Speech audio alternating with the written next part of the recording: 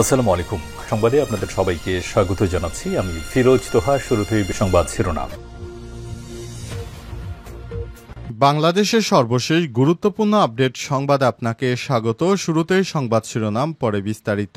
প্রথমেই জানাবো, আদালতে পিপির কথা শোনার পর কান্নায় ভেঙে পড়লেন নুসরাত। আদালতে রাষ্ট্রপক্ষের আইনজীবীর পিপির বক্তব্য শোনার পর এজলাসে কান্নায় ভেঙে পড়েন অভিনেত্রী নুসরাত ফারিয়া। আজ ঢাকার মেট্রোপলিটন ম্যাজিস্ট্রেট সারা ফারজানা হকের আদালতে অভিনেত্রী জামিন শুনানি হয়। এদিন সকাল 8:30টায় তাকে আদালতের হাজতখানায় হাজির করে পুলিশ। এরপর তাকে বুলেট প্রুফ জ্যাকেট, হেলমেট ও হাতকড়া পরিয়ে সকাল 10টায় সিএমএম কোর্টে তোলা হয়। পরে সকাল 10টা 5 মিনিটে শুনানি শুরু হয়। শুনানি চলাকালে তিনি আদালতের কাঠগড়ার সামনে অংশ ছিলেন, তবে শুনানিকালে কোনো কথা বলেননি তিনি। বিমর্ষ মনে দাঁড়িয়েছিলেন নুসরাত ফারিয়া। জানাবো, ইসরায়েলের বিরুদ্ধে নেদারল্যান্ডসে লক্ষাধিক মানুষের নজিরবিহীন বিক্ষোভ। গাজায় ইসরায়েলের বর্বর যুদ্ধের বিরুদ্ধে নেদারল্যান্ডসে নজিরবিহীন বিক্ষোভ হয়েছে। ইসরায়েলের বিরুদ্ধে নেদারল্যান্ড সরকারের কঠোর অবস্থান নেয়ার দাবিতে লক্ষাধিক মানুষ আজ হেগ শহরে অভূতপূর্ণ এই বিক্ষোভ করেছেন। সেখানে নেতানিয়াহুকে যুদ্ধবন্ধের জন্য আহ্বান জানিয়েছে লক্ষাধিক মানুষ। এর আগে কোনো খ্রিস্টান দেশে এত বড় বিক্ষোভ হয়নি। এরপর জানাবো, অবশেষে গাজায় ত্রাণ প্রবেশের অনুমতি দিল দখলদার বাহিনী। যুক্তরাষ্ট্রের চাপ এবং তীব্র আন্তর্জাতিক সমালোচনার মুখে অবশেষে ফিলিস্তিনের অবরুদ্ধ গাজা উপত্যকায় মানবিক সাহায্য প্রবেশের অনুমতি দিয়েছে ইসরায়েলের প্রেসিডেন্ট বেনজামিন নেতানিয়াহু। আজ এক বিবৃতিতে বিষয়টি জানিয়েছেন তার কার্যালয়। খবর টাইমস অফ ইসরায়েলের। এদিকে বাংলাদেশের সঙ্গে সম্পর্ক জোরদার করতে ঢাকায় আসছেন ইতালির প্রধানমন্ত্রী। বাংলাদেশ ও ইতালির মধ্যে ক্রমবর্ধমান সম্পর্ক বরাবরই উষ্ণ। এই দ্বিপক্ষীয় সম্পর্ক আরও জোরদার করার লক্ষ্যে এবার চলতি বছরের অগস্টের শেষ সপ্তাহে রাষ্ট্রীয় সফরে ঢাকায় আসবেন ইতালির প্রধানমন্ত্রী জর্জিয়া মেলোনি। এবারে জানাবো, সীমান্তে বিএসএফের গুলিতে রক্তাক্ত বাংলাদেশি যুবক। সুনামগঞ্জের বিশ্বম্বরপুর সীমান্ত এলাকায় ভারতের সীমান্তরক্ষী বাহিনী বিএসএফের গুলিতে বাংলাদেশি এক যুবক গুলিবিদ্ধ হয়েছেন। আজ ভোররাতে জেলার রাজাপাড়া সীমান্ত এলাকায় এই ঘটনা ঘটে। প্রিয় দর্শক, এতক্ষণ শুনছিলেন সংবাদ শিরোনাম, এবারে বিস্তারিত। তবে তার আগে বন্ধুরা, অনুরোধ থাকবে এই সংবাদটিতে একটি লাইক দিন। এই চ্যানেলে আপনি নতুন হয়ে থাকলে আমাদের সংবাদটি দেখতে দেখতে চ্যানেলটি সাবস্ক্রাইব করে রাখুন। কমেন্ট করে বন্ধুরা আপনার মূল্যবান মতামত জানিয়ে দিন আপনি বিশ্বের কোন দেশ থেকে বা বাংলাদেশের কোন স্থান থেকে আমাদের সংবাদটি দেখছেন এবং শুনছেন। আর বন্ধুরা, গাজা যুদ্ধে আপনি যদি নিরীহ ফিলিস্তিনিদের ভালোবেসে থাকেন, কমেন্টে ইয়েস লিখে বিশ্ববাসীকে জানিয়ে দিন। সংবাদটি আপনার সোশ্যাল মিডিয়া ফেসবুকে বন্ধুদের মাঝে শেয়ার করে দিন।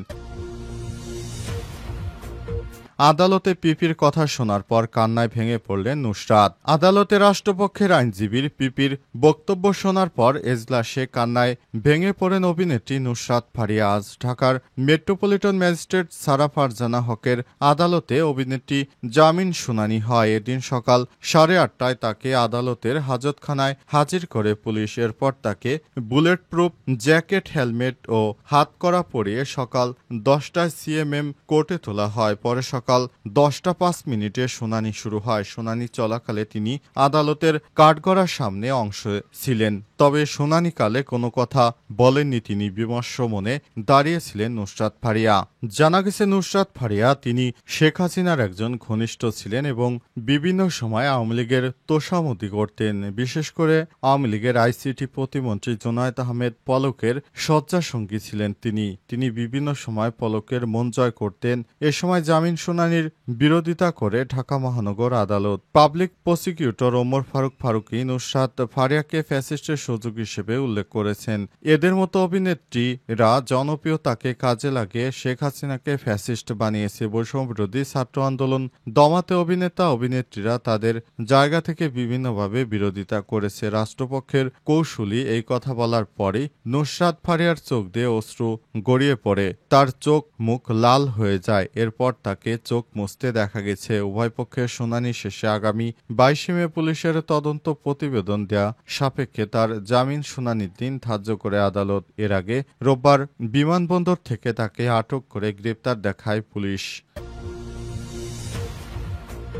ইসরায়েলের বিরুদ্ধে নেদারল্যান্ডসের হেগ শহরে লক্ষাধিক মানুষের নজিরবিহীন বিক্ষোভ। গাজা ইসরায়েলের বর্বর যুদ্ধের বিরুদ্ধে নেদারল্যান্ডসে নজিরবিহীন বিক্ষোভ হয়েছে। ইসরায়েলের বিরুদ্ধে নেদারল্যান্ডস সরকারের কঠোর অবস্থান নেয়ার দাবিতে লক্ষাধিক মানুষ গতকাল হেগ শহরে অভূতপূর্ণ এই বিক্ষোভ করেছেন। বিক্ষোভ আয়োজন করেছে হেগ শহরের 1 লাখের বেশি মানুষ মিছিল করেছে। যুদ্ধ শুরু হওয়ার পর এরকম বিক্ষোভের আয়োজন আগে কখনো দেখেনি বিশ্ব। সমাজের সব স্তরের মানুষ বিক্ষোভে অংশগ্রহণ করেছে। তারা নেদারল্যান্ডসের বিভিন্ন শহর থেকে এখানে এসেছে। বিক্ষোভকারীরা লাল পোশাক পরে প্রতিবাদ জানান। তারা চান ডাচ সরকার ইসরায়েলের বিরুদ্ধে একটি রেড লাইন টেনে দিন। এর অর্থ ইসরায়েলের সঙ্গে সমস্ত বাণিজ্য সম্পর্ক, অস্ত্র আমদানি রপ্তানি সম্পূর্ণ বন্ধ করা। বিক্ষোভকারীদের মিছিলটি হেগের আন্তর্জাতিক বিচার আদালত এলাকা অতিক্রম করে। এই আদালতে ইসরায়েলের বিরুদ্ধে গণহত্যার অভিযোগ একটি মামলার শুনানি চলছে। সম্প্রতি নেদারল্যান্ডস সরকার ব্রাসেলসে একটি চিঠি পাঠিয়ে ইউ-ইসরায়েল অ্যাসোসিয়েশন চুক্তি অর্থাৎ মুক্ত বাণিজ্যর বিষয় পর্যালোচনা করার অনুরোধ জানিয়েছে, কারণ তারা ইসরায়েলকে আন্তর্জাতিক আইন লঙ্ঘনকারী হিসেবে দেখছে। বিক্ষোভকারীরা জানান ইতিমধ্যেই এই বিষয়ে অনেক দেরি হয়ে গেছে। সরকারের উচিত ইসরায়েলের সঙ্গে অবিলম্বে চুক্তি বাতিল করা। মঙ্গলবার ব্রাসেলসে এসব বিষয় আলোচনার জন্য একটি সভা অনুষ্ঠিত হবে। মানুষ এই ব্যাপারে বিক্ষোভ প্রতিবাদ অবশ্যই বৈঠকের আগে চাপ সৃষ্টি করবে, যাতে করে ইহুদিবাদী ইসরায়েলের প্রধানমন্ত্রী আর নিরীহ ফিলিস্তিনিদেরকে হত্যা করতে না পারে। এজন্য খ্রিস্টানরা এখন মাঠে নেমেছে। অবশেষে গাজায় ত্রাণ প্রবেশের অনুমতি দিল ইসরায়েল। যুক্তরাষ্ট্রের চাপ ও তীব্র আন্তর্জাতিক সমালোচনার মুখে অবশেষে ফিলিস্তিনের অবরুদ্ধ গাজা উপত্যকায় মানবিক সাহায্য প্রবেশের অনুমতি দিয়েছে ইসরায়েলি প্রেসিডেন্ট বেনজামিন নেতানিয়াহু। আজ এক বিবৃতিতে বিষয়টি নিশ্চিত করেছে তার কার্যালয়। খবর টাইমস অফ ইসরায়েলের প্রধানমন্ত্রীর কার্যালয়ের বিবৃতিতে বলা হয়েছে, আইডিএফ এর সুপারিশের ভিত্তিতে হামাসকে নির্মূল করার জন্য এবং তীব্র যুদ্ধ সম্প্রসারণে সফলতার জন্য কার্যকরী আয়োজনের আরেকটি আয়োজনে এটি করা হচ্ছে। নেতানিয়াহু বলেছেন, ইসরায়েল গাজা উপত্যকায় ক্ষুধা সংকটের বিকাশ রোধ করতে জনগণের মৌলিক চাহিদা মেটাতে খাদ্য প্রবেশের অনুমতি দেবে, কারণ এই ধরনের সংকট হামাসকে পরাজিত করার অব্যাহতি অভিযানকে বিপন্ন করবে। তবে ইসরায়েল হামাসকে মানবিক সহায়তা বিতরণের নিয়ন্ত্রণ নিতে দেবে না। এক্ষেত্রে পদক্ষেপ নেবে যাতে ত্রাণ হামাসের কাছে পৌঁছাতে না পারে। গাজা উপত্যকায় ত্রাণ সরবরাহের উপর অবরোধ তুলে নেওয়া এবং মানবিক সংকটের তীব্রতা রোধ করার জন্য ইসরায়েলের উপর ক্রমবর্ধমান আন্তর্জাতিক চাপের কারণে এই পদক্ষেপ নেওয়া হয়েছে। ইসরায়েলি সংবাদ মাধ্যম ওয়াইনেট জানিয়েছে, নেতানিয়াহু নিরাপত্তা মন্ত্রিসভাকে জানিয়েছে মার্কিন যুক্তরাষ্ট্রের ক্রমবর্ধমান চাপের কারণে অবিলম্বে সরবরাহ পুনরায় শুরু করা প্রয়োজন। তিনি এই বিষয়ে আনুষ্ঠানিক ভোটাভুটি করেননি, যেমনটি সাধারণ প্রত্যাশিত ছিল, এবং এর পরিবর্তে মন্ত্রিসভাকে জানিয়েছেন যে এটি সিদ্ধান্ত নেওয়া হয়েছে। প্রসঙ্গত মার্চের 2 তারিখ থেকে গাজায় সব ধরনের ত্রাণ প্রবেশ বন্ধ রেখেছে ইসরায়েল। ফলে খাবারের অভাব ও অপুষ্টিতে মৃত্যু হয়েছে শিশুসহ প্রায় 57 জনের। বাংলাদেশের সঙ্গে সম্পর্ক জোরদার করতে ঢাকা সফরে আসছেন ইতালির প্রধানমন্ত্রী। বাংলাদেশ ও ইতালির মতো সম্পর্ক বরাবরই উষ্ণ।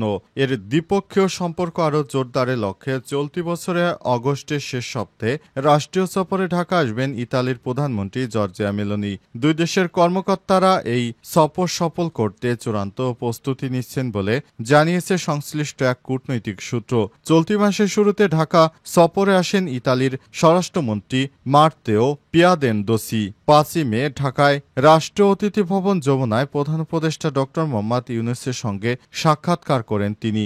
বৈঠকে বৈধ পথে বাংলাদেশ থেকে আরও জনশক্তি নেয়ার পাশাপাশি নিরাপদ অভিবাসন নিশ্চিত করতে প্রয়োজনীয় পদক্ষেপ গ্রহণ করার কথাও জানান ইতালির স্বরাষ্ট্রমন্ত্রী। এ সময় নিরাপদে বৈঠক ও আবাসন, মানব পাচার প্রতিরোধ এবং আন্তর্জাতিক বিনিয়োগ সহ বিভিন্ন বিষয় নিয়ে আলোচনা করেন তারা।